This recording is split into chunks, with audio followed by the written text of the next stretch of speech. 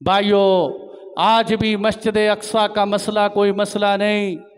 अगर ये 56-57 इस्लामी ममालिक की इत्तेहाद में आ जाए, लेकिन इस कायनात का सबसे बदतरीन गुनाह मुनाफ़क़त है। मुनाफ़क़त ज़मीन से आसमान तक, पाकिस्तान की सरहद से लेकर मशरिक़ और मगरिब की सरहदात तक मुनाफ़क़त का लिबादा ओढ़े हुए इंसानियत सोई हुई है। और किस मीठी नींद और गहरी नींद के अंदर सोई हुई है कि अल्लाह के नबी सल्लल्लाहु अलैहि वसल्लम ने फरमाया, अल मुस्लिम अखुल मुस्लिम, मुसलमान मुसलमान का भाई है। ए बैतुल्ला, तेरी हुर्मत बहुत ज़्यादा है, लेकिन एक मुसलमान की हुर्मत बैतुल्ला से भी ज़्यादा है, मस्जिद नबवी से भी ज़्यादा है। एक मुसलमान की हुर्मत मस्जिद अक्सा से भी ज़्यादा है। लोग कहते हैं मस्जिद अक्सा को तो नहीं गिराया गया, और एक फ़लस्तीनी का खून बहाना मस्जिद अक्सा से भी ज़्यादा तक़द्दुस रखता है। वहाँ तो हज़ारों फ़लस्तीनियों को खून आलूद कर दिया गया, उनके बच्चों के चेथड़े उड़ा के रख दिए गए, हॉस्पिटल के अंदर मरीजों पे बमबारी कर दी गई, ना हॉस्पिटल में डॉक्टर बचे ना हॉस्पिटल बचा। एक माँ कहने लगी, मैं अपने बच्चे को हॉस्पिटल में छोड़ के आई, जब मैं वापस आई ना मेरा बच्चा मिला, ना डॉक्टर मिला, ना हॉस्पिटल मिला, सब ज़ेर कर दिया। ये कैसे दरिंदे सिफत लोग हैं। दुनिया जहाँ के किसी मज़हब के अंदर किसी औरत पर बमबारी करने की, बच्चों को निशाना बनाने की इजाज़त नहीं है। हमारा बयान आता है मुसलमानों का, हम फ़लस्तीन के साथ खड़े, हम फ़लस्तीन के साथ खड़े। भाई खड़े क्यों, बैठ जाओ। तुम कहाँ खड़े हो? घरों के अंदर खड़े हो। वो मैदान जिहाद में खून आलूद हैं, तेरा भाई बाहर मैदान में लड़ रहा हो, तो घर बैठा सोशल मीडिया पे बयान दे के मैं अपने भाई के साथ हूँ। बहुत ये बयान देने चाहिए कि मैं आपके साथ हूँ, आप बाहर लड़ते रहे, मैं आपका मुहाफिज हूँ, मैं कल भी इंशाअल्लाह मस्जिद अक्सा के हक़ में हूँ, अंदर बैठे बयान देते रहो। वहाँ मुसलमान तड़प रहे और ये कहते हैं हम तुम्हारे साथ खड़े। कहाँ खड़े हो भाई? और खुदा के वास्ते, और मैं किसी को क्या कहूँ, अपने पाकिस्तान को मुतवज्जे करके कहता हूँ भाइयों, लोग मुझे कहते हैं मुफ्ती साहब सख्त बात ना करो। कोई बात नहीं, एक जान है, अल्लाह के सपुर्द है। अगर हमारे फ़लस्तीनी भाई इतनी जानों का नजराना अल्लाह के दरबार में पेश कर सकते हैं, वो भी किसी माँ के लखते जिगर हैं कि नहीं? उनका भी तो कोई बाप है कि नहीं? वो भी तो रिश्तेदार और कुंबा और कबीला रखते हैं। एक ख़ानदान के 17 अफराद को उड़ा के रख दिया, पूरा कबीला तबाह कर दिया गया। ओ उम्मत मुस्लिमा, खुदा के वास्ते मुत्तहिद हो जाओ। ये पाकिस्तान की अदीमुशान फ़ौज कब काम आएगी?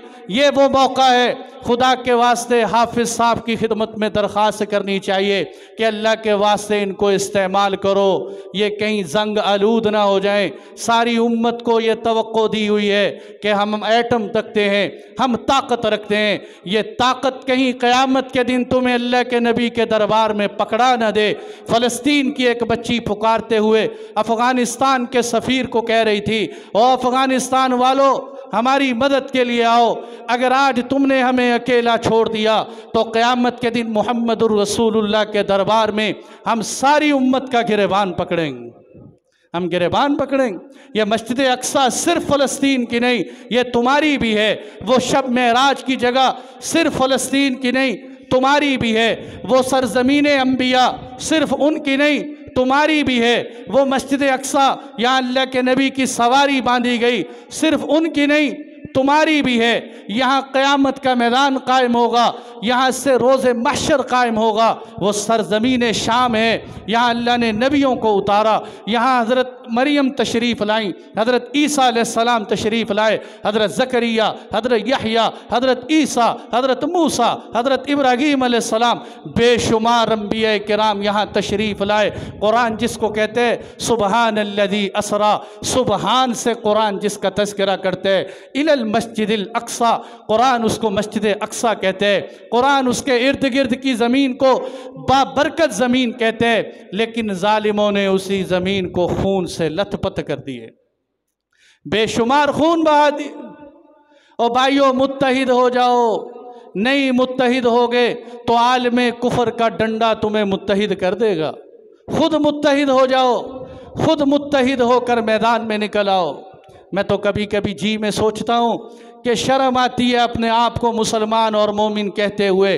उसको मुसलमान और मोमिन कहने का कोई हक़ नहीं कि मगरिब के अंदर अगर किसी एक मुसलमान को कांटा लगे और मशरिक़ के मुसलमान को तकलीफ़ ना हो। हाँ, तकलीफ़ ही ना हो।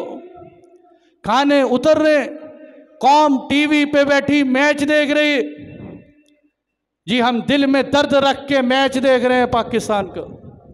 ये कोई तलवार चल रही, ये मैदान जिहाद सजा हुए जिसके आगे हम बैठे हैं। और खुदा के बंदो, कम अज़ कम अल्लाह के सामने हाथ उठा के कोई आंसू तो चेहरे पे बहा दो, कोई रो तो लो। मैं मिंबर पे एक मौलवी हूँ, बैठ के रो ही सकता हूँ, तकरीर ही कर सकता हूँ। मेरे हाथ में क्या है?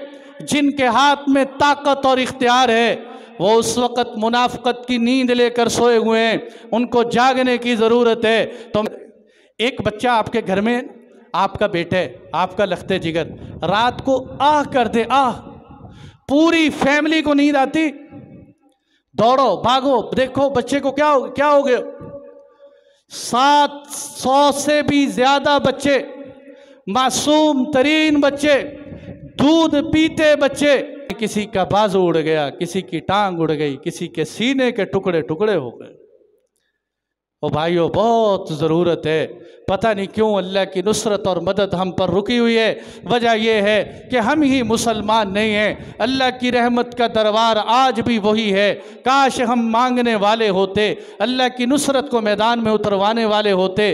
काश आज भी, मैं तो कहता हूँ, लगता है मोहम्मद बिन कासिम हमारे जैसों में आने वाले नहीं हैं। हम इस कदर खुश नसीब नहीं हैं कि मोहम्मद बिन कासिम हमारे अंदर आएँ। मैं तो कभी कभी उकता के यही कह देता हूँ, या अल्लाह हज्जाज ही भेज दे। हज्जाज बिन यूसुफ जालिम था, बदबख्त था, लेकिन उसके दिल में भी उम्मत मुस्लिमा का दर्द इतना था कि वहाँ बैठकर सिंध के अंदर राजा दहर ने एक बच्ची को कैद किया। उस बच्ची को छुड़ाने के लिए हज्जाज बिन यूसुफ ने पूरा लश्कर धौंस दिया। मोहम्मद बिन कासिम अपने भतीजे और दामाद को भेजा कि जाओ, जाकर उस बच्ची की हिफाजत करो, उसकी पुकार सुनो। आज कितनी बच्चियां हमारी तरफ मुंह कर कर के पुकारती हैं, और पाकिस्तान वालों और अफ़गानिस्तान वालों और 56-57 इस्लामी ममालिक वालों, आओ मस्जिद अक्सा तुम्हें पुकारती है, तुम्हारा किबला तुम्हारी मीरास है, ये तुम्हारे बड़े तुम्हारे सपुर्द करके गए थे, तुम कहाँ चले गए।